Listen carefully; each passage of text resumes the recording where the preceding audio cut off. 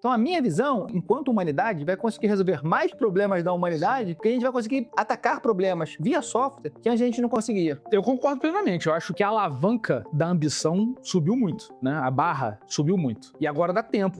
Eu não uso código, eu uso o Pi, né? Que pra mim é o Unix dessa porra e é um negócio assim. É fora do normal. Tem uma estética, tem um negócio que o cara colocou aí, tem uma mágica ali que tá pra ser revelada ainda. Como é que se dá, a partir de agora, a formação de novos desenvolvedores? Porra, eu adoraria ter 18 anos de novo com essa porra na rua, irmão. Então, pra mim, o loop de execução não é mais o problema. Pra mim, o lance é como é que ele faz o loop e dentro desse loop eu tenho loops de convergência pro que vai fazer. Por exemplo, o loop executa com TDD. Tem que fazer o teste primeiro, tem que ver o teste falhar, tem que fazer o teste passar e aí depois tem que fazer um julgamento se tem que refatorar ou não. Durante muito tempo, ser desenvolvedor significava escrever código, linha por linha, erro por erro, debug por horas. O Henrique Bastos veio de uma geração que aprendeu assim. Mais de 2 décadas programando, comunidade em Python, contribuição no open source, formação de milhares de desenvolvedores. Até a biblioteca usada mundo afora, o Henrique desenvolveu. E uma obsessão saudável pelos fundamentos. Agora está vendo a IA entregar velocidade no desenvolvimento de software. Nesse episódio do Backlog Talks, a conversa é menos sobre as ferramentas em si e mais sobre a maturidade. A IA está realmente elevando o nível ou só acelerando quem já era bom? Estamos resolvendo mais problemas ou só produzindo mais código? Quando tudo parece fácil demais, o que fica invisível? Falamos sobre a dependência da IA, a dívida técnica que ninguém assume e a diferença entre usar IA e pensar com IA. Porque talvez o maior risco não seja perder espaço, mas sim perder profundidade. Respira, ajeita o fone. Esse episódio é para quem quer continuar sendo desenvolvedor, mesmo quando o código deixa de ser o centro da profissão.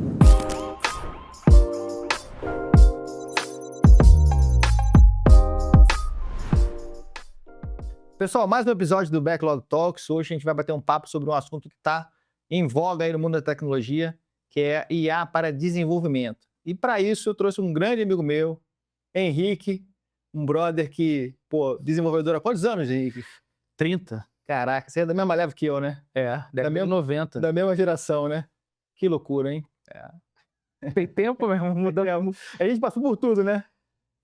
Por tudo eu não sei. Conversa com os caras mais velhos, eles contam mais história, mas pô, muita coisa legal. Cara, eu comecei a desenvolver moleque com, sei lá, 14 anos em Basic, sei lá. É isso aí, né? É isso aí. Nibble Bass era o...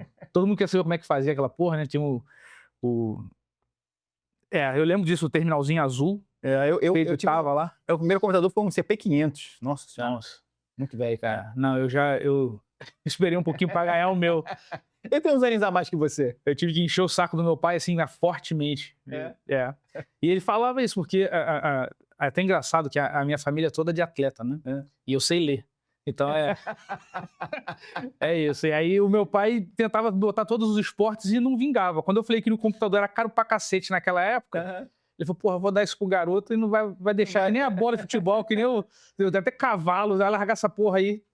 E aí, na verdade, eu consegui, e ele fala até hoje, porra, foi a única coisa que eu comprei que você ficou e foi embora, né? Ele ficou a vida inteira, né? E acho que foi na tecnologia, assim como eu também. Eu acho que quando eu fiz a minha faculdade, eu fiquei pensando se eu ia fazer administração, economia e informática, né? Acabei escolhendo informática e acho que foi a coisa mais acertada que eu fiz, assim, de carreira na minha vida. Mas, Henrique, vamos lá, cara. Eu queria lembrar, fazer uma pequena retrospectiva da timeline desse negócio da IA, né? Até pra gente chegar onde a gente está hoje e um pouco da loucura que a gente está vivendo no mundo do desenvolvimento e como a IA tá mudando isso, né? Acho que mais do que todo mundo, acho que todo mundo começou a olhar muito para a IA depois que o ChatGPT foi lançado ali no final de 2022, mas a turma de tecnologia teve um olhar muito especial para isso, porque o impacto começou a se mostrar muito relevante, né? Então a gente passou ali, 23 meio que entendendo o que estava acontecendo, 24 começou a se falar um pouquinho, final de 24 principalmente, do uso de IA para desenvolvimento de forma muito sutil, e aí no começo de 25, fevereiro, se eu não me engano, foi quando o Cloud Code foi lançado, né? O Cloud Acho Code que foi em fevereiro. Fevereiro, março. Por aí, O Cloud Code da Anthropic, que acho que já tinha o Cursor, se eu não me engano. Tinha. Né? O curso tinha sido lançado em 2024. O esquema de autocomplete e tal. Ainda num nível bem baixo. Isso começou a trazer a comunidade de desenvolvimento para, cara, o que está acontecendo? O que é isso, né? Muita gente negando esse negócio. Pô, isso aqui não presta, sempre vai ter desenvolvedor e tudo mais. Eu continuo achando que sempre vai ter desenvolvedor. Vamos falar sobre isso. Mas eu acho que teve um ponto crucial nessa história, que foi ali no dezembro de 25, há pouco tempo atrás, quando chegou o Opus. Acho que foi final de novembro, que veio o Opus 4.5. Exatamente. E aí mudou tudo. Mudou tudo, né? Ali eu acho que teve uma mudança de paradigma fundamental sobre a percepção do que dá para fazer em termos de geração de código com IA. A minha impressão é essa. Eu lembro, eu acho que foi o meu amigo Daniel Weimann que me mandou uma mensagem no WhatsApp e falou assim, cara, olha isso. E aí eu fui ver o lance do Cloud Code, foi em março do ano de 2025, uma coisa assim. Foi março, abril ali. A gente vinha conversando e tal sobre, né, programação. Aí ele falou, olha isso. Aí eu comecei a olhar e vi que ele estava fazendo um monte de coisa, aí comecei a explorar. Ainda sem entender, né? Você vai ali, então, o que é isso? É um chat GPT no seu terminal? Por que? Aí quando você começa a ver que não, ele começa a se virar para executar as coisas. Que ele começa a acessar os arquivos localmente. Aí você começa, né? Aí fica aquela experiência meio esquisita, que você parece meio babysitter do computador, né? Tinha que confirmar a execução, não sei o que, blá. Ali eu já comecei a ver e começou a me ser útil para me ajudar a pensar. Eu lembro dessa coisa muito clara, assim, de botar um arquivo texto e aí eu tentar expressar a minha ideia em texto antes de partir para o código. Foi montar uma estratégia, né? Um plano, né? Um plano. Não era um plano de execução, era um plano de comunicação com os outros programadores, né? Só que nesse caso você não estava conversando com um programador, você estava conversando com uma... Isso, eu estava, na verdade... entidade. Porque é isso, eu trabalho com uma empresa americana, então a comunicação ela tem múltiplos níveis, tem diferença cultural, tem gente de vários lugares e tal. Então, expressar a coisa com clareza, ela exige um refino a mais, né? É diferente de usar em nenhum lugar com a pessoa, a gente trocar uma ideia aqui e tal, ter um feedback mais curto.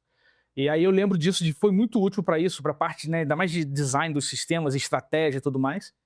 E aí começou, aí em junho, eu lembro que começou, assim, a gente a usar bastante. Aí eu lembro eu e o Thiago, que trabalha comigo, o Thiago Ferreira, que é um moleque brilhante, eu sempre brinco com ele, ele é bem mais novo que a gente, né? Mas daqui a pouco o moleque tá voando. Eu falo pra ele, lembra do tio aqui, quando chegar lá na frente, lembra do tio aqui, que é um grande amigo. Legal. E aí ele comprou a briga, a gente começou junto a explorar essa parada intensamente, né? No dia a dia do trabalho e tal, e a coisa foi crescendo, e sempre foi esse negócio, sempre assim, né? Aí eu comecei a sentir falta de compartilhar com a galera. De perguntar para eles, o que vocês estão fazendo? O que vocês estão fazendo? O que vocês estão fazendo? E a galera, assim, não tô fazendo nada. Eu falei, caraca, ninguém tá usando essa porra, o que tá acontecendo? Foi aí que eu voltei pra... Aí foi assim, já julho, agosto, aí quando foi de agosto pra frente, eu lembro de estar usando, assim, todo dia. A primeira coisa que você faz, você abre ali o Cloud Code e vai pra dentro. Eu lembro lá... Ainda não era ele programar pra mim, né?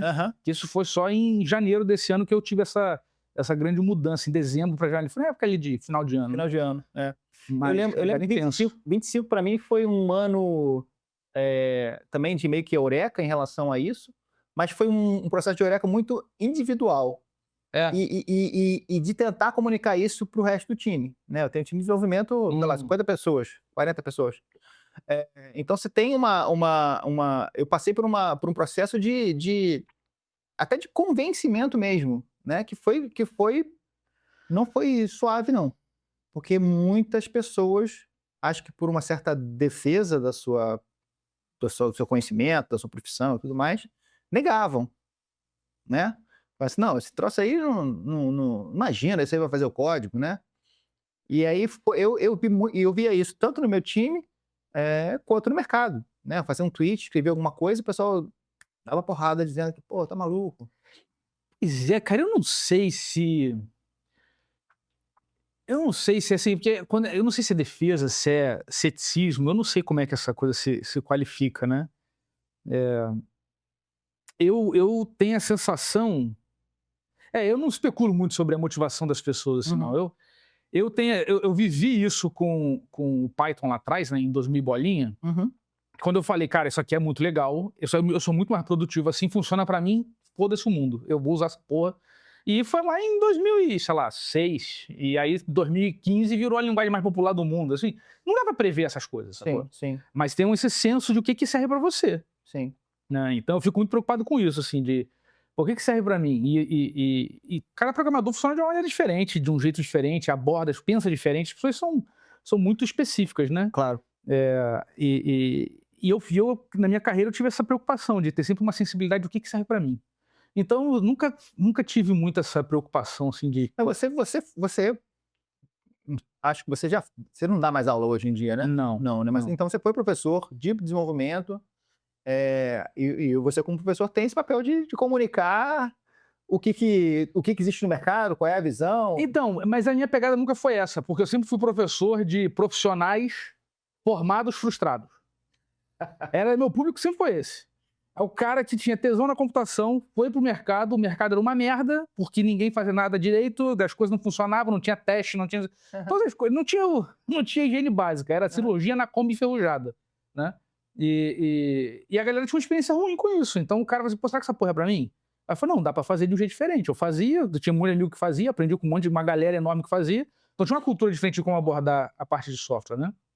E aí atraía uma galera com esse foco de querer resgatar esse tesão, porque era... A minha pergunta pessoal lá na época de 99, quando eu fui pra faculdade, era... Que eu não terminei a faculdade, mas eu fui à faculdade. A minha pergunta era, pô, por que eu me amarro em virar a madrugada programando com esses malucos na internet e no trabalho é uma merda? Uhum. Isso não faz sentido.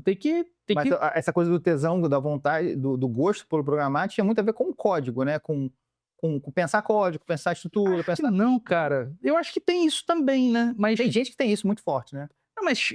Sabe aquela coisa de ficar escovando o código, vai ficar bem mais bonitinho? Tem até um tem planos muito bons. Então, mas eu não sei se é o código em si. Eu acho que existe uma coisa de criação que é intrínseca do ser humano, que o código é um canal de manifestação disso. Perfeito. Entendeu? Eu acho que isso é o cara que pinta um quadro, é o cara que escreve um código, é o cara que... É a pessoa, minha mulher, o código dela é organizar a casa. Irmão, ela de olho fechado no escuro, ela vai achar o negócio na terceira gaveta do armário, na segunda fileira, ela sabe que a meia vermelha tá ali, entendeu? Então, é como ela expressa essa criatividade e dá ordem no caos, né, da vida, né? Reduzir a entropia da existência. Você faz isso no código. E eu gosto muito disso no código. Eu gosto muito desse negócio de você pensar um troço e ele ter um efeito no mundo, sabe? Impacto. Isso é uma parada que eu acho que sempre me atraiu. Eu acho muito legal. De como é que... são duas coisas, né? É o como é que funciona. Uhum. Eu fico fissurado por isso. E acho que o negócio da IA me atraiu muito nesse negócio. Como é que essa porra funciona? É que ela não é mágica, assim, de você ver aquele negocinho piscando, né, na tela de fósforo verde lá atrás. Você... Pô, mas calma aí, tá na tomada, tá... Como é que essa porra funciona? Isso é uma televisão, mas que fala com você.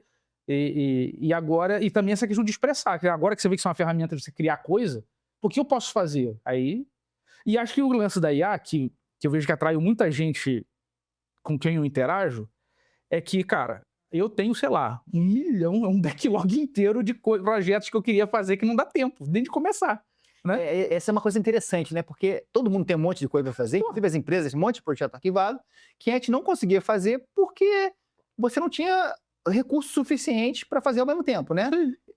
O desenvolvedor eram caros e escassos, o tempo desse cara, a gente tinha que proteger o tempo dele, por isso a gente inventava um monte de coisa do tipo framework, métodos ágeis, porque você tinha que proteger o tempo desse cara. Esse cara não podia fazer errado para depois ter que refazer, porque esse cara custa muito caro. Só que agora com a IA, essa restrição, essa limitação, ela acabou. Né? Então, existe essa ideia de que a partir de agora, a gente vai ter muito mais software sendo produzido, porque a barreira de produção ficou muito, muito menor. E aí, certamente, aquilo que estava numa camada mais simples de complexidade, pessoas com menos conhecimento conseguem fazer, mas, ao mesmo tempo, você abre espaço para que as pessoas mais competentes e mais experientes consigam pegar coisas, projetos bem mais complexos, que antes eram inviáveis do ponto de vista financeiro, tecnológico, e que agora a gente consegue fazer. Então, a minha visão é que a gente vai conseguir, enquanto humanidade, vai conseguir resolver mais problemas da humanidade, porque a gente vai conseguir atacar problemas via software que a gente não conseguia. Eu concordo plenamente. Eu acho que a alavanca da ambição subiu muito, né? A barra subiu muito. E agora dá tempo, né? Eu pessoalmente, no meu trabalho, de janeiro para cá, começou em 5 de janeiro até final de fevereiro, foi quase 2 meses que a gente realizou coisas que levaria 12 a 18 meses para fazer no trabalho. Sim. Sabe? Eu refiz a mesma plataforma 6 vezes com estratégia diferente, técnica diferente, em paralelo, para entender qual era o caminho que eu queria seguir. e vendo o código rodando, sabe? Então, assim, não dá pra fazer esse negócio se não fosse com essa outra forma de simplesmente fazer várias versões e ver como funciona melhor. É isso. Não, agora não tem. O processo de experimentação ficou muito barato. Sim. Né? Você roda aí, tem 3 ideias, roda aí, vê o que vai dar, me dá, eu jogo fora e continuo pra cá. Então, é uma forma diferente de pensar o código, né, e pensar o desenvolvimento de software, que a gente está aprendendo ainda. Ninguém sabe o que está acontecendo, ninguém sabe para onde que vai, o que vai fazer, mas tem um processo de experimentação que eu acho que ele é absolutamente necessário, né? Sem dúvida. Acho que a gente e não adianta ler, não adianta ver vídeo, não adianta conversar, se você não sentar o rabo e fazer aquela porra você mesmo, e encontrar o problema e encarar, tem um lavar a louça ali que é absolutamente necessário para você conseguir perceber. E eu noto isso, de como é que você começa a perceber as sutilezas e perceber os padrões e tudo mais, né? Eu acho que é muito maneiro, assim, tem muita coisa. Eu vou voltar no assunto do tesão em programar, né? Eu formação como desenvolvedor, programei muitos anos na minha vida, mas em determinado momento da minha carreira eu me distanciei do código, né? Fui para parte da gestão, tocar empresa, CEO, marketing e tal. Você distancia um pouco e sai um pouco do dia a dia do código, porque é um negócio que você precisa parar, sentar. Ou pelo menos era, né? Você precisava parar, sentar, botar massa cinzenta e tudo mais. Demandava energia. E quando você está tocando várias coisas, você não consegue botar tanta energia. E a IA me proporcionou voltar a esse processo de criação, que não é tanto um processo de codificação, é justamente como você falou, um processo de criação, de fazer alguma coisa que, porra, faz um negócio legal, impacta e tudo mais. Ontem mesmo eu me peguei 1h30 da manhã, colado no Cloud Code, desenvolvendo uma ferramenta para a área de marketing até. Eu tive a visão, vou fazer, não vou delegar para ninguém, eu vou lá e vou fazer. E fiz. Em 2 sessões de sei lá, algumas horas, eu fiz a plataforma que eu queria fazer. E é essa coisa do tipo assim, caramba, eu tô aqui conversando com esse negócio, eu faço um comando, já vem o resultado, eu já vejo e funcionou. E é a coisa do sentimento de você tá criando, né? Tá criando algo, caramba. E o fato de você conseguir criar tão rápido resgata muito mais esse tesão mesmo de ver as coisas acontecendo. Né? Mas você não acha que quando você parou de programar lá e foi montar a empresa e tal, você não vê o mesmo padrão de ação? Beleza, a mídia era diferente. Sim, mas tem um padrão. No tempo, né? Mas tem um padrão do tipo assim, você tá montando uma empresa, pô, você tem fluxos, que workflow você tá trabalhando, como é que você estrutura a empresa, tem um design, tem uma intencionalidade nesse processo de criação, de estruturação do negócio, que eu vejo assim, paralelo direto com a programação, com um paralelo direto, pô, de como é que vai fazer o projeto de construir a tua casa, ou de como é, sabe, eu acho, por isso que eu acho que tem algo que é mais humano do que a gente consegue tangibilizar, e a gente acaba escorregando para falar de código, apesar de ser maneiríssima a parte do código, mas tem algo mais humano que eu acho que é o que eu fico refletindo mais, enxergando esses padrões, que para mim esse negócio é fractal. Sabe? Se manifesta no código, manifesta como é que você organiza a sua agenda e as suas tarefas, manifesta como você organiza, né, projeta as features do seu sistema, manifesta como é que você organiza o sistema, manifesta como você organiza o code base, manifesta como você organiza a empresa. Então tem essa estrutura de design, ela se manifesta em todos esses aspectos, sabe? E o que a IA está fazendo, na minha experiência com o meu dia a dia, o busy work acabou. Eu passo a maior parte do tempo fazendo design. Eu não passo a maior parte do tempo fazendo... Porra, como é que é mesmo? Porque eu sou péssimo de memória, né, irmão? Assim, eu passei lá 14 anos usando uma IDE porque eu olhava o botão ali, eu clicava naquela porra, não tinha que lembrar o comando. Eu tenho amigos que, cara, os dedos dele programam sozinho, que o cara não vem lá e faz os comandos. Então, porra, eu não tenho essa destreza. Mas eu consigo ver muito padrão. Pô, eu olho, né, a relação entre o código, não, isso aqui vai dar problema, a manutenção disso aqui no tempo vai ser ruim. Então, eu acabo fazendo mais essa parte, né, me dedico mais a essa revisão do código e vou ensinando a IA a fazer as coisas do meu jeito. Então, eu não fico mais falando assim, faz assim. Não, eu digo, esse aqui é o meu objetivo. Aí eu vou planejando de trás para frente com ela e vou vendo qual é o processo de execução. É meio spec-driven development. Não chega a ser nesse nível, não, porque eu tô mais baixo nível. Né? Mas é mais assim, focado no outcome, não no output. Entendeu? Qual é o que você quer? Qual é o efeito desejado? Então tem um efeito desejado. Vê que o efeito é mais do que o resultado, né? O efeito vem depois do resultado. Qual é o efeito desejado? Esse efeito, ele... Nesse caso, o código é só o meio, né? Isso, esse efeito, ele tem muitos atributos qualitativos, né? Você fala assim, eu quero fazer isso, mas eu quero, a minha equipe é nessa característica, são tantas pessoas com esse tipo de expertise, então eu quero separar mais o problema, eu quero sofisticar menos o negócio. Então, se eu tiver uma equipe mais júnior, eu vou ter... Eu sempre tive essa preocupação, vou ter um efeito desejado, eu quero que aquela mulher cara toque o projeto sem ficar perguntando para mim. Então você faz o design para o contexto inteiro, não só pelo código. O código é um dos parâmetros desse tomada de decisão, né? E aí você trabalha de trás para frente, você começa a fazer o seu processo, a melhorar o seu processo com skills. Aí tem um monte de ferramenta. Eu faço uma porrada de command line interfacezinha, de linter, de skill, uma porrada, é muito. Cada projeto tem um conjunto enorme de ferramentas e elementos que vai ajudando aí a convergir para aquilo que eu acredito que é o melhor. Tem um conceito que eu gosto, que é essa ideia de que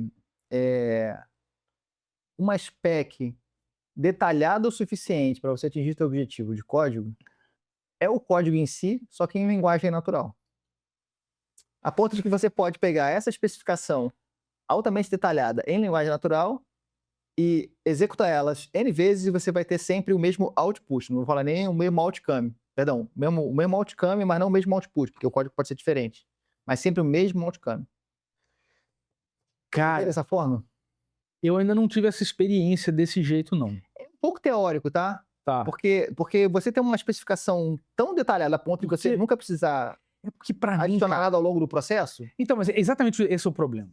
Quando você faz uma parada tão detalhada, não sei o que, você tá no nível de abstração, e aí o que você se privou? Você se privou do loop de feedback. Sacou? Perfeito. E aí você se privou da convergência do processo. Você nunca vai ter toda a experiência de desenvolvimento antes de desenvolver. Entendeu? E aí vira tem um termo que o pessoal estava usando até, que é um hyper waterfall, entendeu? Porque você quer detalhar tanto, mas porra, você nunca viu nada, não tem nada vivo. É só teórico, é só abstrato. Não tem nenhuma âncora com a realidade.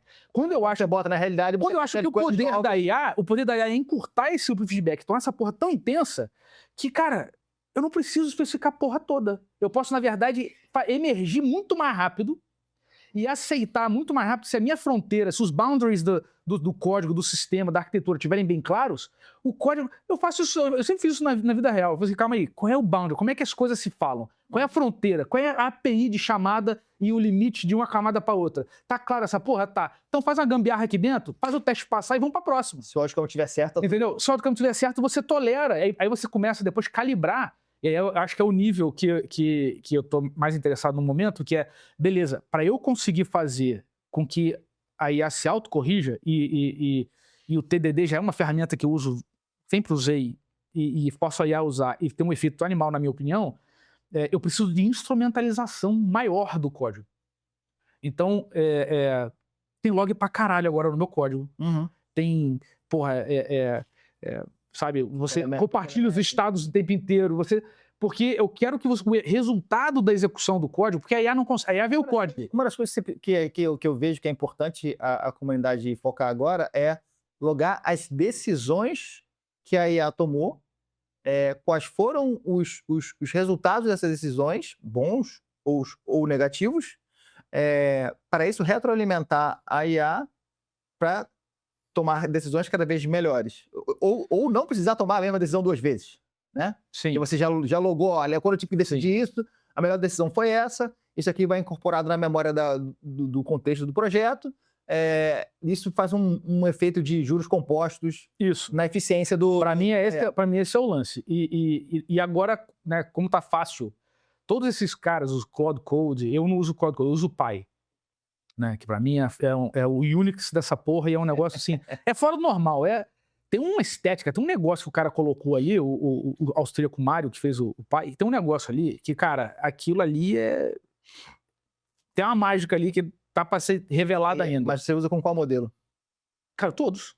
Assim, mas... Ele conecta com todos, eu uso principalmente... Você prefere usar? Então, eu gosto muito do Opus 4.6 para executar, e do Codex 5.4 para revisar e tomar de decisão. Agora, para escrita, sumarização, eu gosto muito do Gemini, e para revisar a minha escrita é o Opus de novo. Então, é o que vai funcionando para mim. Não é automático, porque você descreve os agentes, então tem o agente que é... E esse agente está associado ao modelo, ele usa. Isso, já vai na hora, entendeu?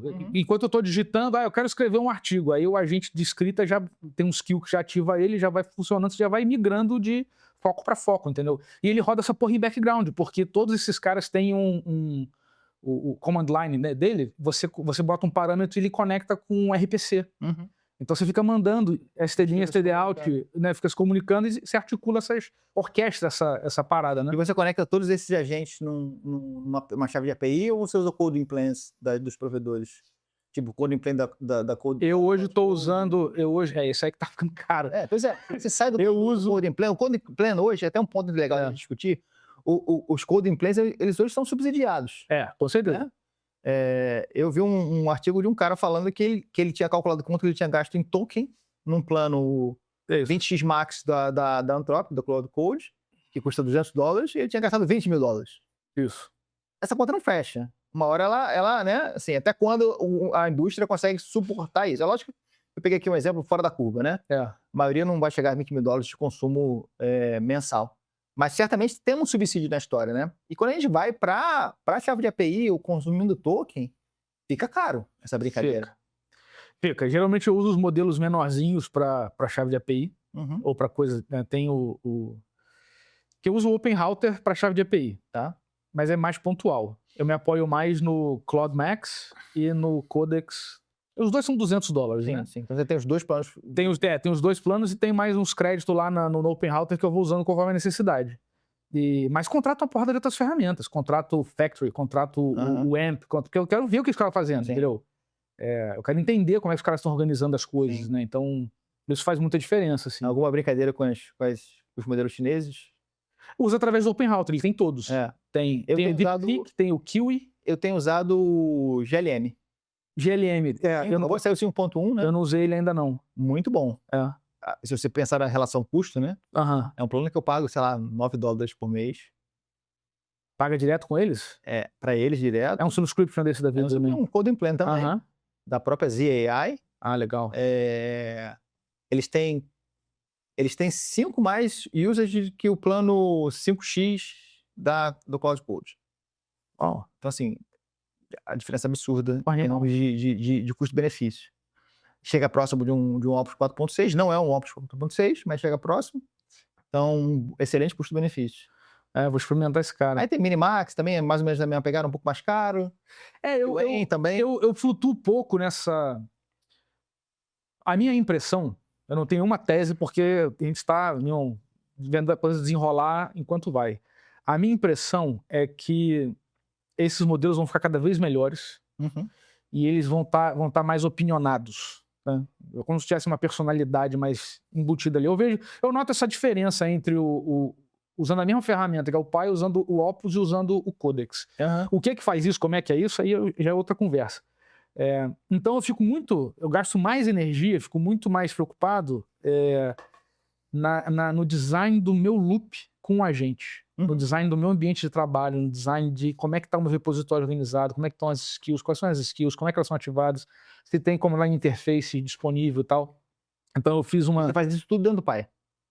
Ou você faz scripts fora que aciona o Pi? Como é que você faz isso? Como assim? Eu não entendi a pergunta. Como é que você falou dos loops, né? Como é que você programa os loops? São scripts fora do Pi que aciona o Pi de alguma... Aí tem uma combinação de coisas. Tem extensões do Pi. O Pi ele é tão genial que ele tem o seguinte: ele é um software reflexivo, né?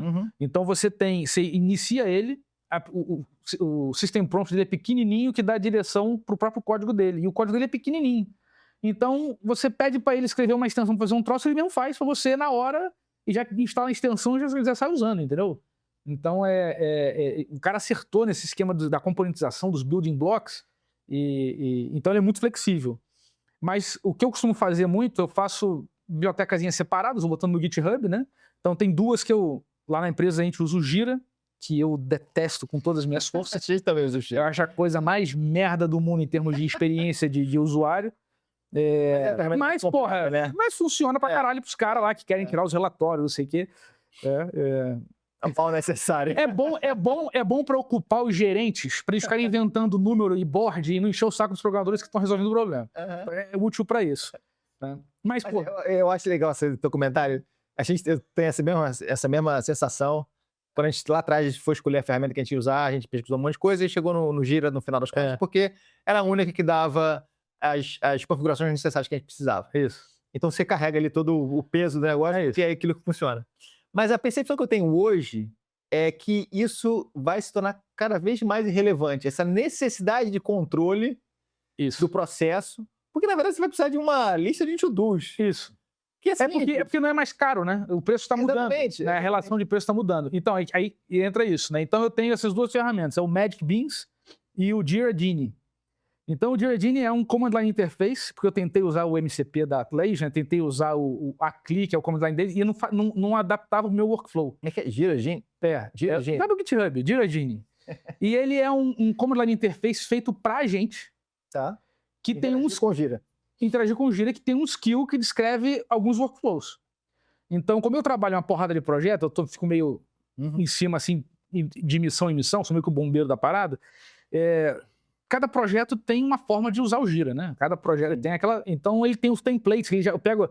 Dá uma olhada eu falo assim, dá uma olhada na issue tal e transforma essa porra num template. Aí ele já transforma num template, já sei. Então, tem o projeto tal, então tem um monte de projeto. Então... Tá na reunião lá no Gemini, que tá no Google Meet, a galera falando as paradas, eu vou dando recado pro Gemini. Gemini, não esquece que esse projeto tal tem que ter isso. Eu pego o transcript e jogo pro Gira Genie, bota essa porra lá no Gira. Ele já resolve pra mim. Entendeu? Eu não tenho nem que entrar na porra do Gira mais, entendeu? O que tem de tarefa pra fazer, o que tem de pull request, chega pra mim. Não vou mais até lugar nenhum. Eu não saio. Vira um back-end, né? Vira um Jarvis, entendeu? O que eu tenho pra fazer agora? O que tem pendente aí? Me dá o próximo ticket aí. Tem alguma coisa pra revisar? Aí a gente começa a falar um pouco de automação, né? De autonomia. Que é o meu tesão, assim, de ficar brincando. Você conhece o conceito de Dark Factory, né? Não, esse conceito especificamente eu não conheço, não. Dark Factory é o mesmo conceito das fábricas robotizadas, né? Você não precisa ter luz numa fábrica robotizada. Por isso que era Dark Factory. Tem um monte de robô trabalhando, o robô não precisa de luz. Isso aí. E esse conceito de Dark Factory também para software, ou seja, você não tem mais ninguém olhando, né? Em tese, você entra com um input que é a tua intenção, a intenção do cliente de fazer alguma coisa. Sim. Você entrega a intenção para um pipeline totalmente automatizado, que é inteligente, que sabe o que tem que fazer, decide o que tem que fazer, e no final ele cospe uma coisa que gera o teu outcome. Entendeu? Eu acho que a gente não chegou lá ainda, né? Sim. Pode ser que a gente chegue lá. A gente essa semana aí, a gente está gravando isso agora no começo de abril, acabou de sair o Mythos da Anthropic, que é um modelo que estourou todos os benchmarks. É outro paradigma. Sim. Né? Talvez a gente comece a pensar que talvez esse negócio possa ser uma fábrica autônoma de software. Eu acho que vai chegar em alguma coisa assim em algum momento. E é o que eu converso com todo mundo, assim, com os meus amigos. Mas você acha que vai... Cara, tendência é... Não sei, né? Assim, tem uma tendência apontando fortemente para lá. A minha pergunta é sempre assim, qual timeline? Eu não sei. Então você tem que preocupar. Né, você fica com o olho lá no futuro, mas o que eu tenho que fazer hoje? Como é que eu beneficio a minha equipe hoje, beneficio a minha empresa hoje, os meus clientes e tal? Então, eu tenho muito esse olhar pragmático, assim, de tentar não adivinhar o futuro. Como é que eu vou resolver essa porra? Como é que eu uso isso agora, né? E tem tido surpresas muito, muito, muito bacanas com isso, porque o throughput está aumentando muito. Muito, né? No dia a dia. Agora, tem um gap, né? E eu olho e converso com a galera mais velha, assim, que é mais velha, né? Não sei qual é o público que vai usar, deve ser mesmo a galera da nossa geração, que é o público que vê o teu podcast. Mas eu converso com os amigos e tá todo mundo assim, porra, aquilo que a gente ficou se lascando para aprender lá em 2004, em 2000 e pouquinho com o Extreme Programming. Para mim, fazendo um parênteses, os dois grandes caras, na minha visão de tecnologia, é o Ward Cunningham e Kent Beck. São os dois caras, assim, que... Os caras, eles estão 20 e tantos anos na frente do tempo, entendeu? Porque tudo que eles falavam lá atrás, todo o livro do XP, do Kent Beck, todas essas técnicas, elas agora são pré-requisito para você ser bom com IA. A minha visão... Se o cara fica assim, não, porra, é lento, não tá funcionando, é porque você não integrou todo o processo, todos esses valores do Extreme Programming com loop de feedback e tudo mais, dentro do teu processo de desenvolvimento com a IA. Porque isso faz toda a diferença, porque isso ajuda ela a convergir, né? Dependendo do projeto, eu reviso, né? Se tiver coisa pessoal, eu tenho uma forma de fazer. Profissional, você tem outra forma de fazer, né? É o que eu brinco lá, eu brinco com a minha filha do meio que gosta, né? Que ela chega assim, papai, eu posso ir segurando? Porque ela não gosta de botar o cinto, né? Vai fazer 3 aninhos.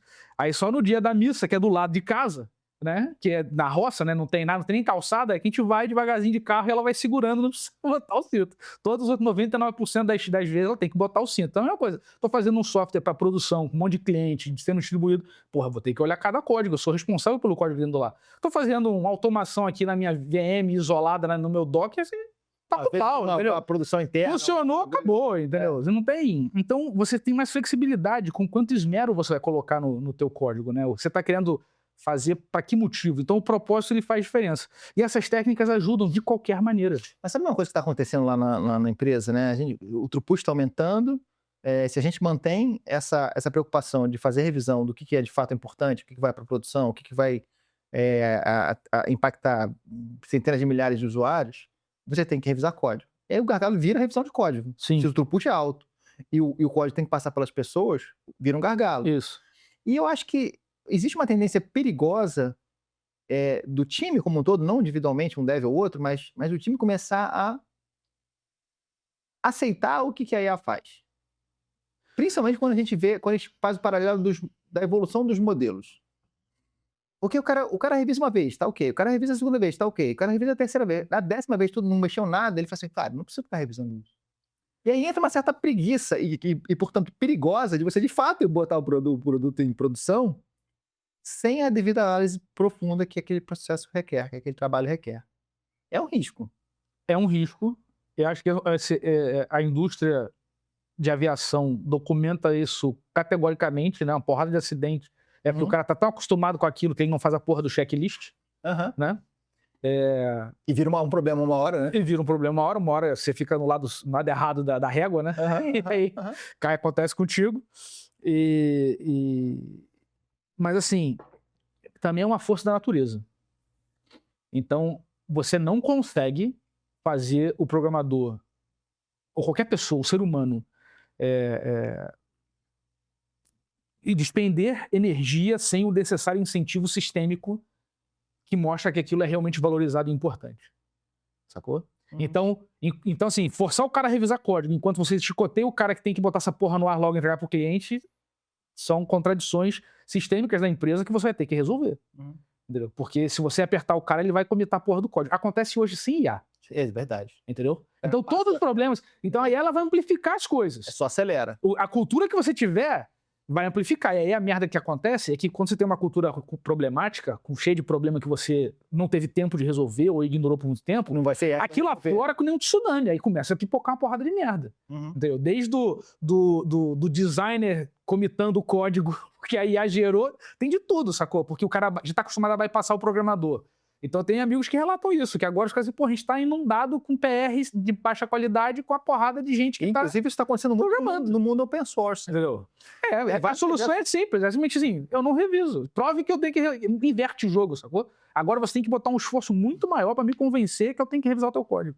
A galera mantenedora de open source tá inclusive começando a rejeitar PR, tipo assim, sem nem ler. Tipo, não tem condições de ficar revisando milhares de PRs que todo mundo pode fazer rapidinho com um monte de IA, né? Quebra o processo de manutenção de um projeto open source, né? Sempre foi uma peneira. Sim, né? Mas agora a peneira tá enchendo mais rápido. Então, mas assim, o cara só muda, né? O cara só muda a régua. Eu acho que as pessoas ficam com uma sensação... No open source especificamente, cara, eu tenho de opinião, assim, de... Cara, eu botei lá. Você quer, você pega e usa. Se eu não quiser o teu PR, assim, eu não quero, entendeu? Qual é a sua intenção? Mas o próprio processo de triagem é um trabalho grande pro mantenedor, né? Então, mas aí ele que se impõe, né? Ele que se impõe esse troço. Eu tenho uma porrada de projeto open source, até tem uns que tem uma porrada de sugestão de melhoria, mas que tá 5 anos parado porque ele me atende, faz o fork e um abraço. Porra. Licença pública tá aí para isso, entendeu? Outra coisa que a gente está falando de open source, mas eu tenho visto, né? Acho que você... Para mim, o X, né, o Twitter, tem servido como uma excelente fonte de conhecimento, muito mais rápido que qualquer outra rede, né? O que também gera uma certa ansiedade de você conseguir acompanhar tudo, mas isso é outra história. Mas a partir do momento que a gente tem uma facilidade de criar soluções, a gente também começa a ver muito mais projetos open source sendo lançados, né? Eu mesmo, que nunca tive um projeto open source, outro dia estava desenvolvendo até um processo de factory para software, e eu queria fazer observabilidade dos agentes, né? Então, eu implementei o protocolo OpenTelemetry lá no próprio processo da factory. Legal, eu estava gerando lá os arquivos todos de hotel. E eu falei assim, pô, caramba, não quero plugar esse troço aqui num serviço online pago ou instalar um servidor local. Eu quero só dar uma olhada nos arquivos. Aí eu criei uma solução, uma aplicaçãozinha desktop, que fica monitorando uma pasta. Sim. E mostra graficamente para mim, visualmente, fácil de ler, os arquivos de observabilidade. Super prático para quem está debugando. Não é um negócio para produção, não é para nada disso, mas é para debugar. E eu fiz um negócio rapidinho, funcionou, bacana, melhorei umas coisas e tal. E eu falei, cara, se isso aqui funcionou para mim, vou botar esse troço open source, porque vai funcionar para alguém também, né? E isso abre uma janela de projetos. Isso, inclusive, está acontecendo também nas App Stores dos telefones. É uma enxurrada de aplicativo, uma enxurrada de projeto, todo mundo lançando uma coisa nova, announcing, launching, né? E é uma loucura, porque, caraca, como é que fica o filtro disso, né? Eu às vezes, fico angustiado. Meu bookmark do Twitter tá uma loucura, ficou marcando e eu não consigo ler tudo. Não, o meu file é deny por padrão. Agora. O meu file não tem essa capacidade. Então, sempre foi. Tipo assim, meu WhatsApp tem 1 milhão de mensagens. Foda-se, deixa essa porra pra lá. A única coisa que meu telefone vai gritar é se minha mulher me ligar. O resto, meu irmão, esquece. Não é o Twitter que vai tomar conta. Não vai, não funciona. Então, mas aí é muito de personalidade, né? Minha personalidade ela é muito característica. Uhum. E também, é que eu falo assim, né? Eu até tuitei esses dias isso, né? De que a galera tá com esse negócio do FOMO, né? De IA e tal. Uhum. E que porque de fazer, nossa, agora é uma oportunidade. Aí eu falei assim, eu nunca achei que a oportunidade fosse um problema. Eu sempre tive oportunidade pra caralho. Meu problema é que nunca tive oportunidade de fazer as coisas que eu quero. Entendeu? Boa. Então a oportunidade de fazer o que eu não quero é uma distração, porra. Não é uma oportunidade. Entendeu? Mas de mercado, de não sei o quê. Mas assim... São coisas que alinham ao seu desejo maior, né? Mas é isso. Eu acho que falta um pouco dessa âncora. Porque você não vai deixar de ser quem você é. Você não vai deixar de... Você tem as restrições que você tem, nos contextos que você tem, entendeu? O tempo livre que você tem, acumulado de escolhas da vida que você tem. Isso não vai mudar. Uhum. Entendeu? Então, o desafio não é aproveitar a oportunidade. Não, o desafio é como é que você traz o que está acontecendo para a tua realidade, entendeu? Eu tenho 3 filhas, entendeu? Então, irmão, não tem como eu vou ficar... Eu trabalho pra cacete e tudo mais, mas trabalho em casa para dar atenção para as crianças, para estar com a família, para estar com a... Né? Então, as minhas escolhas são feitas. Então, assim, tá surgindo, tem coisa maneira? Tenho. O que eu trago para minha realidade? Então eu sei que eu tenho algumas características específicas minhas. Pô, eu me amarro em resolver problema, eu me amarro em saber como as coisas funcionam, eu me amarro em automatizar as coisas, eu tenho péssima memória, se não tiver na agenda não existe. A minha primeira preocupação quando a gente combinou de vir aqui foi, pô, tem que botar essa porra na agenda. Ela mandou a agenda, porque eu não lembro. E minha esposa bota na agenda lá, ela vai ter, tem que levar a criança no médico. Então, eu já sistematizo a minha vida inteira pra eu não ter que lembrar de nada. Uhum. Entendeu? Agora chegou uma ferramenta que faz com que agora eu não preciso nem mais sistematizar algumas coisas que ela já cuida. Eu jogo lá e ela arruma bonitinho. Assim. Entendeu? Então, isso me traz coisas pra eu brincar no dia a dia, sabe? E descobrir formas de... Porque o futuro a gente não sabe, tá todo mundo experimentando um monte de coisa. E o problema é que eu vejo... Eu nunca vi, assim como você, tenho 30 e tantos anos de mercado, a gente viu tudo, né? A gente viu Web 2.0, Web 1.0, a gente viu mobile, a gente viu blockchain, a gente viu tudo acontecer ao mesmo tempo, não ao mesmo tempo, mas né, dentro de um horizonte de algumas décadas. E eu nunca vi o nível de velocidade que a IA está imprimindo na evolução tecnológica. Ao ponto de ficar, tipo assim, caramba, para o mundo que eu quero descer. Tá, mas tô na montanha-russa e preciso parar um pouquinho, entendeu? Cara, mas assim, a sensação que eu tô, né, quando eu ouço essa visão, É mais ou menos assim, caramba, a gente vivia no deserto, agora tem água sobrando. Que problema? Entendeu? Se você não sabe nadar, você morre afogado. Então, mas aí que tá. Eu acho que é um pouco disso, assim, de o que... O Alisson, conhece o Alisson Vale? Sim, conheço. Então, o Alisson é um cara bom pra você trazer pra conversar com ele. O Alisson, ele tem essa visão, esse negócio do output, outcome vem das reflexões que a gente tem. Eu fiz um curso de Agile com o Alisson há, sei lá, 15 anos atrás. Nossa, velho. Porra, o Alisson tá com ideias novas muito incríveis. É um cara que admiro profundamente. Um grande amigo. Mas ele tava ajudando exatamente a galera, né, na argumentação dele a compreender que mudou a lógica, né? Não é uma questão de quantidade, é uma questão agora da qualidade, porque você vê assim, revisar código. Cara, quantos códigos a gente teve que mandar pra produção que não tava fino, no jeito que tinha que ser, porque tinha um prazo, tinha um problema, tinha coisa na fila, era caos. Cara, agora dá tempo. Uhum. Então assim, você faz o negócio e fica fino, e fica cobertura 100%, entendeu? Testado, com arquitetura bacana, então tá dando tempo de fazer todas essas coisas. Isso traz mais prazer também, né? E, porra, dá um tesão do cacete, né? Porque você tá ali naquele... E mais do que isso ajuda você no presente a agir e proteger o futuro. Porque você agora não precisa só fazer funcionar. Você tem que fazer funcionar bem, atendendo as restrições, hoje e no futuro. Preparando para o cara que vai pegar para consertar ou evoluir aquilo na frente, ele vai ter um ambiente sadio para trabalhar. Então você reduz a quantidade a entropia do processo. Uhum. Né? Então acho que isso... Agora, isso é também para sistemas longevos, né? Tem sistema que é especulativo, fazer protótipo. Você faz 50, vê qual que é bom e efêmero, joga fora. Entendeu? Inclusive, acho que isso tem uma grande tendência, né? Imagina um cara tá no celular, precisa de uma coisa, você cria ali no próprio chat GPT, ou Claude, seja lá o que for, Gemini, você cria uma aplicação, o próprio chat cria uma aplicação, resolve o problema e te dá a solução, né? Eu acho, então, a sensação que me dá é que não vai ter aplicação. A sensação que me dá é que ela vai manifestar a UI necessária para você na hora que você pedir, de acordo com o que você está fazendo, e é isso. Isso não tem... Quanto tempo para isso acontecer? Faço a menor ideia. Pergunta difícil não, né? Não, mas assim, eu tô falando da tendência, né? As coisas são sonhadas a muito longo prazo, né? O pessoal fala assim, nossa, foi muito rápido. Pô, depende. Se você tá olhando os 80 anos que essa porra ficou sem se mexer lá na academia... Sim, sem dúvida. São 80 anos, é mais do que a nossa vida, né? Quase a nossa vida junto. Então, é bastante tempo. E agora, o que aconteceu é que tinha um negócio represado aí. Tinha um negócio represado que descobriram uma parede. Agora é isso, é um problema de invasão. Agora tem uma enxurrada acontecendo que a gente tem que saber o que surfar também. Que não dá pra fazer tudo, né? Verdade.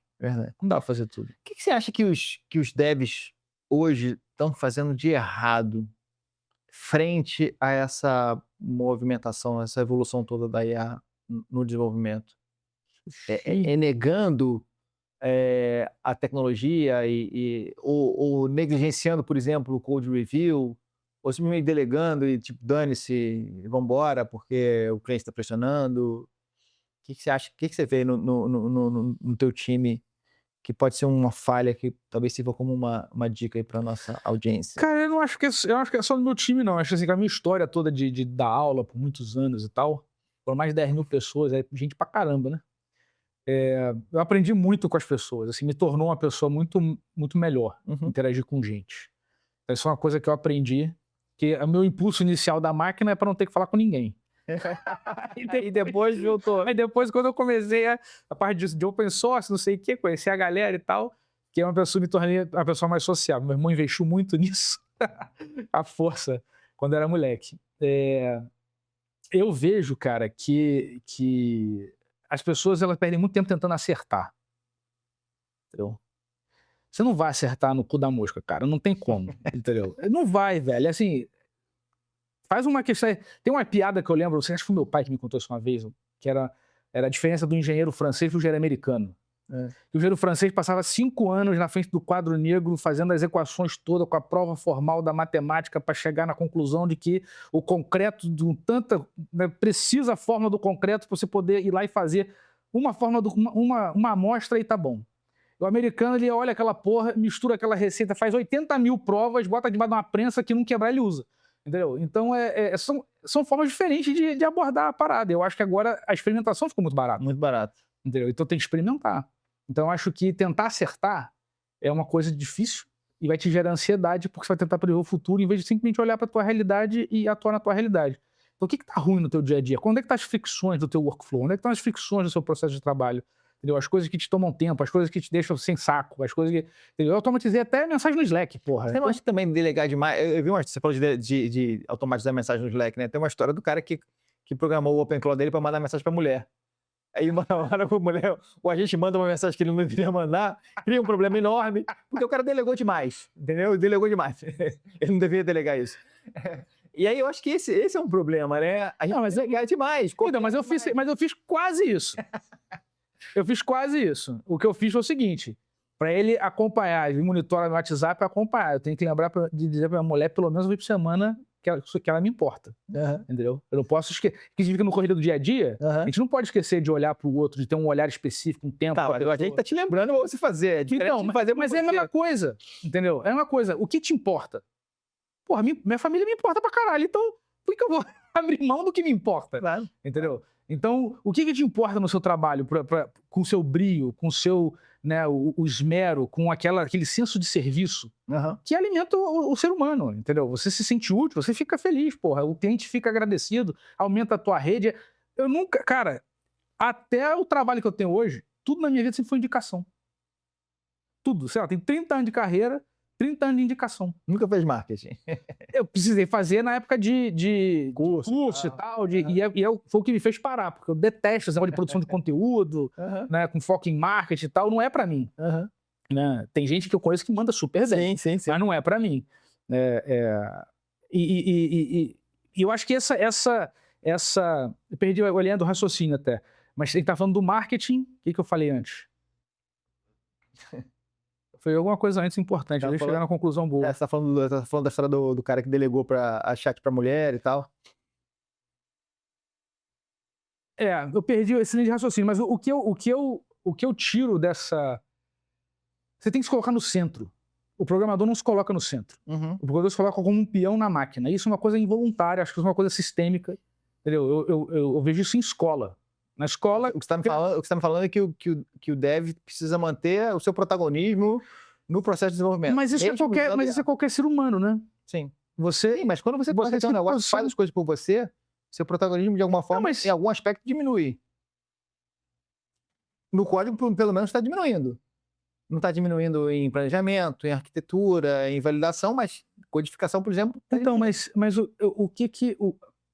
qual é a contribuição que você quer dar? É que as coisas sejam feitas do seu jeito ou que atinja um resultado esperado? Sim. Tem que ter o resultado, óbvio. Então, eu acho que essa é uma pergunta importante, porque se a pessoa se identifica com o que faz e não a quem serve, eu acho que aí fica complicado, né? Porque você entra num processo de negação, porque você deixa de existir se a programação parar de existir.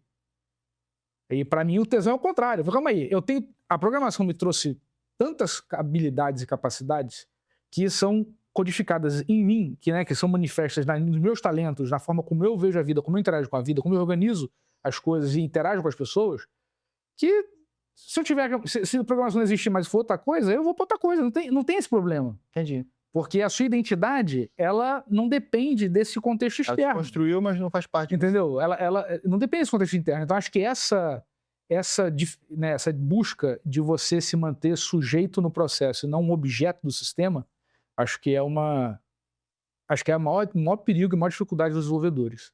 Porque o código é a coisa mais material com que eles interagem. Entendeu? E aí, quando você sai do código, você vai para quê? Vai para coisas mais subjetivas, para coisas mais não determinísticas. Eu tive esse problema quando começou a IA lá atrás, assim. A dificuldade, eu tentava controlar o Claude Code para fazer exatamente como eu queria, porque eu queria, o meu raciocínio era lógico. Até eu aprender, não, calma aí, eu tenho que criar a fronteira e deixar ele tocar o pau como é que ele faz, não importa, eu vejo depois. Né? A gente limpa depois. É o que a gente faz com nossas crianças, pô. Você tem filho também. Tem. O seu filho pequeno lá, você vai botar, vai brincar de tinta. Pô, tem um espaço da tua casa lá, que é uma varanda aqui, pra botar um negocinho, botou um paninho assim, toca o pau. Quer se pintar de tinta, quer beber tinta, você bebe, não tem problema nenhum. Mas não vai fazer isso no meio da sala, no piso de madeira, entendeu? Então é a mesma coisa, sacou? Só que você tem que pensar agora numa amplitude diferente, né? Você não tá mais só naquele... A causalidade muda, né? Você não tá mais ali no isso, então aquilo. Né? Você agora está numa parte mais sistêmica, uma visão mais sistêmica da coisa, uma visão mais de múltiplas ordens de efeito colateral, né? Uma das coisas que a gente vê o mercado discutir bastante é como é que se dá, a partir de agora, a formação de novos desenvolvedores? Uma vez que... Eu adoraria ter 18 anos de novo com essa porra na rua, irmão. Então, cara, eu tenho um sobrinho aí, 18 anos, que gosta de tecnologia, começando a entrar no mercado de trabalho e tudo mais. Falei, meu irmão, você tá com oportunidade do cacete na tua frente, cara. Cara, meu filho tem 12. Moleque, escuta essa história. Meu filho tem 12 anos. Ele já mexe com... Gosta de tecnologia e já mexe com eletrônica há muitos anos, desde os 18 anos e tal. Já antes mesmo dessa história de IA mais profunda, já tinha meio que aprendido a programar Roblox, essas coisas e tal. Aí, esses dias, ele virou pra mim, papai, eu quero aprender C++. Tem um curso aqui, compra pra mim? Aí eu fui lá, entrei, eu falei, pequenininho, por que você quer fazer o curso de C++? E na minha cabeça, eu falei assim, você não precisa mais aprender esse negócio, né? Você entra no Cloud Code, você faz o que você quiser. Inclusive, ele tem o Cloud Code lá pra usar as coisas que ele faz. E aí ele falou assim, não, papai, eu acho que eu tenho que entender as coisas. 12 anos, cara. Eu tenho que entender como é que as coisas funcionam. Mas tá bom, então vou ensinar aqui. Então, curso aí. Seu filho, eu acho que ele bateu no nervo, que é um nervo importantíssimo. Entendeu? Que ele falou assim, toda essa utilidade, eu quero. Eu também.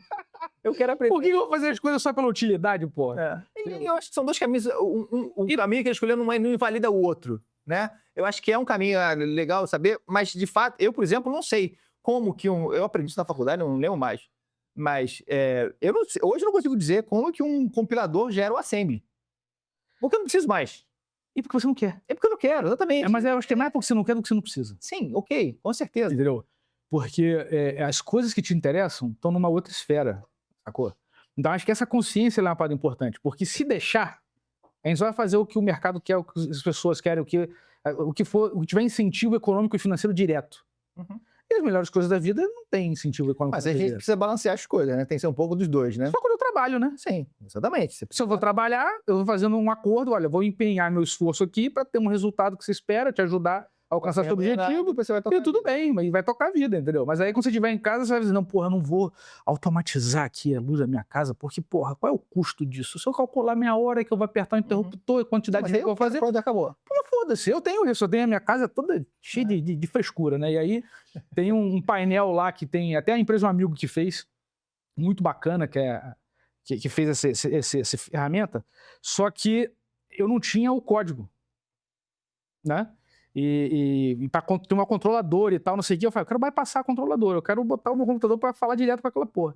Cara, deu o Claude na rede lá, olha para esse cara aqui, o IPD é esse, vamos lá, engenharia reversa do protocolo. Descobrimos que tinha socket, que tinha HTTP, tinha porrada de coisa. Montei uma biblioteca, botei no GitHub.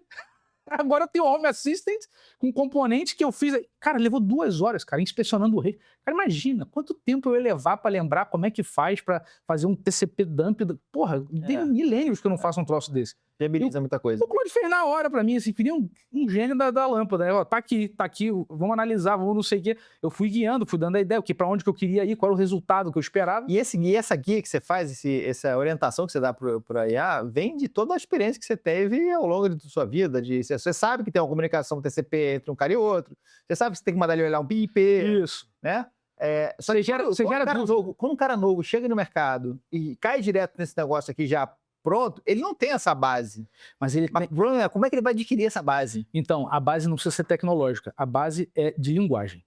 A base é português claro, ou inglês, o que você preferir. Prompt engineering. Fazer pergunta, cara. É método socrático. Eu uso o Cloud Code, qualquer outro, com método socrático. Eu chego e falo assim, eu gostaria que... tem um efeito desejado, eu descrevo o efeito desejado. O que você acha? Inclusive, é uma estratégia do que você acha. Uma das estratégias de Spec-Driven Development é a coisa do interview, né? A minha intenção é essa. Me pergunte o que você precisa saber para poder fazer um plano de execução que cheguem nessa intenção. Isso. Só que aí o spec, quando o pessoal fala de spec, eu sempre vejo muita galera discutindo spec de produto. Eu acho que esse é fractal. Eu acho que pode ser spec do seu módulo específico lá, do código que você está fazendo, pode ser spec de arquitetura, pode ser... É fractal esse troço. E o método socrático, ele ajuda a eu entender o que a máquina está entendendo do processo. E aí eu vou cercando ela para fazer uma convergência para um lugar comum. Entendeu? Só que isso é uma capacidade de comunicação que costuma ser difícil para o programador. Porque já é acostumado a dar ordem para a máquina. Mas aí o novo... E não a fazer pergunta. O cara júnior, o cara que está começando, vai vir com isso... Cara, a minha filha faz essa porra perfeitamente. Ela volta da escola, é meia hora dirigindo, ela assim, pai, por que isso? Por que aquilo? Por que não sei o quê? Como é que é? De onde que veio? Para onde que vai? Esse espírito que eu acho que a escola até tira um pouco da gente, porque aqui a gente dá a porra da resposta rápida. Esse espírito, ele para mim é o segredo, que tem que voltar a ser cultivado. E aí, quando você entra em seu filho, eu quero saber como é que funciona. Uma hora ele vai chegar na pergunta que vai dizer que cara, a comunicação TCP... E hoje ele não precisa fazer uma versão só, cara. Ele vai fazer 80 versões. Então, se o cara tá novo, tá começando, no tempo que ele ia passar estudando, lendo um livro, ele ia fazer 80 versões do mesmo exercício e ia comparar. E estudar por que uma é diferente da outra, qual que é melhor? Mede aí qual é mais rápido, mas qual que rodou, mas quanto tempo foi? Aumenta o dado, bota aí a ordem de grandeza do dado. Isso aprende no colégio, né? Ordem de grandeza. Aí você começa a ver, cara, monta um gráfico pra mim essa porra aí, vou imprimir essa porra e dar pro professor lá na escola. Começa, só que muda, né? Você tem que dar um passo pra trás pra ver o cenário maior. E não simplesmente falar, não, tem que fazer compilar. Isso agora tá resolvido. Né? Tem que ver, não, como é que a gente ancora e delineia o problema, descreve o problema de tal maneira que eu consiga desenhar um loop para que eu possa fazer vários experimentos e comparar todos eles. Aí muda de figura.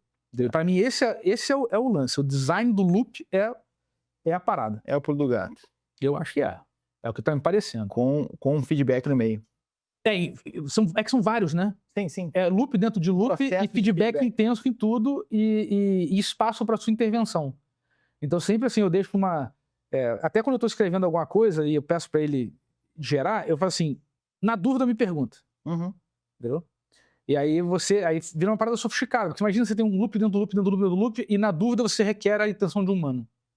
Não importa qual é o lugar que você está. Sacou? Aí você vai intervir e desobstrui o processo para que o processo continue. Então eu tenho achado que essa é mais ou menos para onde as coisas estão indo. A gente talvez comece a falar de uma arquitetura baseada em loops. Orquestração, né? Baseada em loops. Orquestração. Já tá rolando muito disso. Orquestração, durabilidade, sessões efêmeras. Porque a primeira vez, quando você começa a falar com a ferramenta... Contexto pequeno. Você tem a sua sessão e a sessão é meio que a tua realidade. Você fica até com um cagaço de falar demais, a sessão ficou grande, se perde e você tem que começar de novo. Então a pergunta é, como é que você organiza as coisas para que a sessão seja efêmera? Eu posso iniciar outras sessões e ela lê a mesma... Paralelizar. Exatamente. E aí acho que é para aí que a coisa vai, porque agora você muda. Eu já faço isso. Acho que isso que eu estou tentando lembrar outra vez. Eu uso o Giradini, faz com que as coisas sejam mais macro. E aí eu conectei o Giradini com o Magic Beans, que é um issue tracker em forma de grafo que roda na linha de comando com um banco SQLite. Eu vi você publicando uma coisa disso. Você que fez desse aí? Isso. Foi baseado no negócio que o cara fez, no Beads, que o Steve Yeager fez. Isso, eu li aqui. Você tem que dar uma olhada no meu bookmark. Aí eu conectei os dois, e aí o que acontece agora? A minha interação de planejamento daquela tarefa do Gira lá, ela acontece numa sessão, e aí o pai ele tem sessão em árvore, então eu consigo fazer branches e não preciso... O gerenciamento de contexto é muito mais fácil com ele. E aí, com isso, quando eu falei, beleza, é isso que a gente vai fazer. Ele já tem as skills, ele já transforma aquilo num épico dentro do Beans e já deriva todas as tarefas com dependência para aquilo ali, item por item. E dispara as sessões em paralelo para executar esse troço quando não tem dependência, entendeu? Ele categoriza o que tem dependência. O que você vai fazer é uma porrada de ação, algumas uma dependem uma da outra, outras não. O que não depende é o worktree separado, ele mete em paralelo e me dá tudo pronto. Não é muito diferente das técnicas que a gente está mais usando hoje lá na Sophos, que é usar o Taskmaster. Não conheço isso. O Taskmaster é basicamente isso. Ele quebra as tarefas, pega um PRD, né, que alguém escreveu. Inclusive, você pode ter escrito ele com IA, a partir de uma issue do Gira, por exemplo. Ele faz o processamento dessa PRD, destrincha em tarefas, depois em subtarefas, as que são mais complexas. E faz todas as interdependências das tarefas. A partir disso, você pode iniciar uma opção de agente, em paralelo para as tarefas que não têm dependência, obviamente. Mas basicamente é um loop que vai interagindo a toda. Tá bom, acabei de fazer essa tarefa, qual é a próxima tarefa que vir aí? Ou uma ou mais tarefas que estão livres para eu poder desenvolver. Isso vira um loop que vai desenvolvendo. Não é muito diferente disso, apesar de que eu acho que o teu processo, usando as duas ferramentas que você citou, né, o Gira e o Magic Beans, acho que é mais controlado, talvez, me parece, não sei. É porque eu acho que eu rodo tudo isso na minha máquina, né? Então eu rodo as coisas na minha máquina, porque eu quero controlar o harnessing, né? O ambiente onde o agente vai rodar. Então, eu tenho regras de acordo com... Se ele está mexendo no arquivo de teste em Python, tem regras para aquele projeto de como é que tomada de decisão para fazer o teste em Python, né? Então, os estilos de código, né? O que a gente fazia antes de Dev Style Guide, né? Isso fica codificado em Markdown e não é carregado, é carregado sob demanda no processo para ajudar o agente a ser mais assertivo e convergir mais para aquilo que eu... Porque como o meu tempo de revisão de código é o mais difícil, é o mais escasso, eu preciso passar menos tempo traduzindo o que foi feito. Então ele programa do jeito que vai ser fácil para eu ler, para eu estudar. E aí tem um monte de linter que ajuda a fazer essas coisas, tem um monte de coisa. Não pode ter arquivo com mais de 1000 linhas. Então você vai inventando um monte de coisa que você vai experimentando. Agora, então para mim, o loop de execução não é mais o problema. Para mim, o lance é como é que ele faz o loop, e dentro desse loop eu tenho loops de convergência para o que vai fazer. Por exemplo, o loop executa com TDD. Tem que fazer o teste primeiro, tem que ver o teste falhar, tem que fazer o teste passar, e aí depois tem que fazer um julgamento, se tem que refatorar ou não. E quando fala assim, acabei a tarefa. Isso é uma coisa legal também que eu peguei. Você tem feito, só uma pergunta assim, sobre o nosso do TDD. Você tem feito escrita de teste com modelo e execução com outro modelo? Ou você usa o mesmo modelo para as duas coisas? Não, eu uso o mesmo modelo, é o mesmo agente que vai fazendo o TDD. Quando ele chega assim, acabei, tô pronto para comitar, tá tudo verde. Aí dispara 5 agentes diferentes. Usando modelos diferentes? Aí já usando o Codex. Tá. Né? 5 modelos diferentes com perspectivas diferentes de análise de código. Perfeito. Né? Então tem a parte de segurança, tem a parte de arquitetura, tem a parte de legibilidade. Então são as coisas que eu fui tirando da cabeça. Eu peguei isso, na verdade, eu esqueci o nome dele, o cara que faz o Flywheel. O Jeff, o nome dele. Que ele faz essa abordagem muito interessante de ir empilhando agentes de revisão que vão dar o julgamento, vão fazer um juízo daquele código, né? E aí o maneiro é que cada agente desse cria os próprios beans das recomendações, como se fosse um comentário no PR, entendeu? Entendi. E aí, com isso, o orquestrador, o agente de execução, ele vai avaliar e ver, de acordo com a tarefa dele, qual que faz sentido e qual que não faz sentido. E aí ele executa o que faz sentido, e esse loop repete até o pessoal não ter mais o que discutir. Legal. Porque eu tenho essa ideia de que não é ideal você fazer a escrita do teste e a execução para cobrir o teste com o mesmo modelo. Teria uma tendência ao cara fazer um teste para ser coberto, entendeu? Então, mas aí que entra o lance no playbook, que eu chamo, né? Que é umas regras, né? Que não pode usar mock. Tem que ter código, tem que ser assim, códigos puros, né? Funções puras. Você vai criando restrições e aí o revisor também usa o playbook para validar. Eu faço isso no final do pipeline, né? Que o revisor, ele pega o playbook e vê assim, tem esse código de teste aqui que é novo. Tá batendo com o que é o playbook? Não tá batendo. Então gera o fix lá e isso vai retroalimentando o processo. Entendeu? Maravilha. Tem brincado assim, é maneiro pra cacete, mas tem muita coisa pra experimentar. Agora é mundo novo, né, Henrique?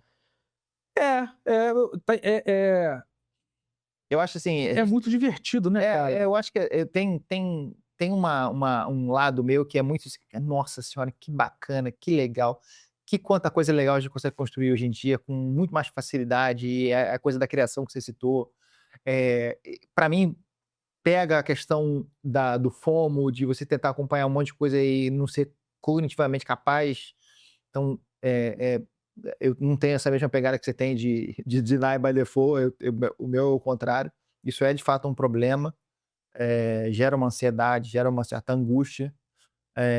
Mas, por outro lado, tem todo o lado da oportunidade, do aspecto tecnológico, que é bacana demais de ver para quem é de tecnologia e às vezes começa a olhar um pouco as engrenagens debaixo do capô e caraca, que bacana. O dia que eu entendi que porra, o chat GPT ia botando as palavrinhas uma depois da outra, que não era uma questão de... É o gerador de lero-lero. Que é, porra, exatamente. Que ele tá, de fato, pensando estatisticamente qual é a melhor palavra para escrever. Eu falei, caralho, caiu. Isso é 2023, sei lá. Então, quando você vai percebendo a coisa, como é que as coisas funcionam, dá uma alegria, uma empolgação. Mas é meio bruxaria essa porra, né? Você pega uns vídeos explicando como é que o Transformer funciona, não sei o que, aquela porrada de vetor. Você entende conceitualmente, né, cara? Na real, você não entende porra nenhuma. Aquilo é mágica, né? Queria você pensar numa matriz com mais de 4 dimensões, começa a mente começa a não dar. É isso, né? Depende da sua área de atuação, né? Seu nível de abstração. Fica muito complicado. Henrique, cara, chegando aqui já no final do nosso bate-papo, eu costumo fazer uma pergunta para todo mundo, para a gente fechar o papo. O que está no teu backlog, cara? O que você está planejando aí para os próximos meses? Já é que dá para a gente olhar em meses e não em semanas. No meu backlog, cara? Cara, eu tenho investigado muito essa parte de orquestração. Eu tô vendo eu tenho um monte de ferramenta surgindo que tá fazendo multi-agente, não sei o que, babá, e eu tenho sem problema com todas as ferramentas, porque todas as ferramentas de todos os produtos pressupõem um determinado workflow. E eu sempre fico puto com as fricções do workflow que os outros definem para mim.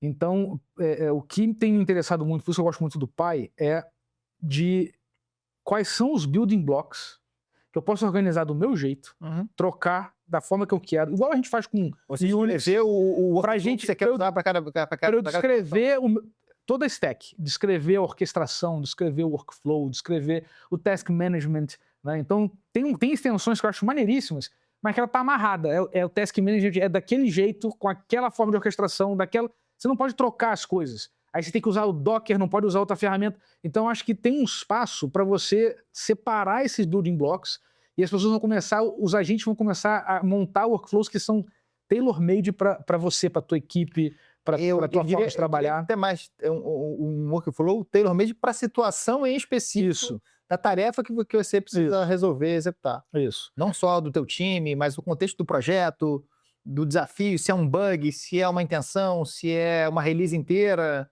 Isso. E aí cada situação vai ter um workflow. E eu chego a imaginar que lá na frente você vai ter uma factory que vai ser capaz de interpretar o teu input e decidir qual é o melhor workflow para cada situação. O que eu tenho feito também, que tem sido, tá em experimentação ainda, mas tem sido muito interessante, tinha o Playwright, né, para operar navegar no browser, e agora tem o do MCP do Chrome, né, do DevTools, que é super poderoso. Então eu estou começando a brincar com esse negócio, porque a gente tem muita bagagem de QA na empresa, de feedback de usuários, também tem toda a rastreabilidade de como os usuários usam o sistema, e conectando isso com agentes, refazendo aqueles cenários para garantir que as funcionalidades mais usadas estão sempre estáveis no nível da experiência do usuário. Então isso é uma parada maneira também. Teste end-to-end, você está falando? End-to-end, na experiência do usuário. No ambiente controlado, porque agora tem instrumentalização, você consegue mocar e trocar as coisas, né? Então você não precisa, no caso lá, trabalha com banco, pagamento, então você não vai gerar efeito colateral mas você consegue simular toda a rede bancária, né, por trás desse... Vou te dar uma dica para você dar uma olhada aí, já que você falou isso na ferramenta, eu vou falar de uma também. Dá uma olhada numa skill da Vercel chamada Dogfood. Dogfood. Tá. O Dogfood é uma skill que usa o Playwright para navegar numa aplicação web, tá, e encontrar problemas do ponto de vista do usuário. Sensacional. E ele fica lá navegando e faz um puta relatório para você, olha, porra, tá botando um acento no botão, ou sei lá o quê, quando eu preencho o formulário e tal, não dá o erro que deveria dar, tudo automatizado. Essa é uma parada maneira, eu vou olhar. Porque eu fico meio longe desse universo, né? Fico mais lá escondido nos back-ends. Mas agora dá tempo de fazer tudo, né? Então agora a gente está olhando para a stack como um todo, para o processo da empresa como um todo, né? Então já tem, né, você consegue fazer agente que monitora o Sentry e aí já vai gerando sugestão de fix para você e PR para você analisar, entendeu? Então tem uma porrada, assim, a gente tá muito incipiente, está no comecinho da brincadeira. Muito legal. Ei, cara, obrigado pelo papo. Adorei te ter alegria, no Backlog Docs com a gente. E mais uma vez, cara, tá sempre aberto pra gente voltar aqui e tocar mais um papo sobre daqui a um ano, sei lá, o que mudou de tão diferente do que a gente está vendo hoje. Não, com certeza, um prazer. Sempre que quiser, toma um clique de distância. Maravilha. Obrigado. Valeu.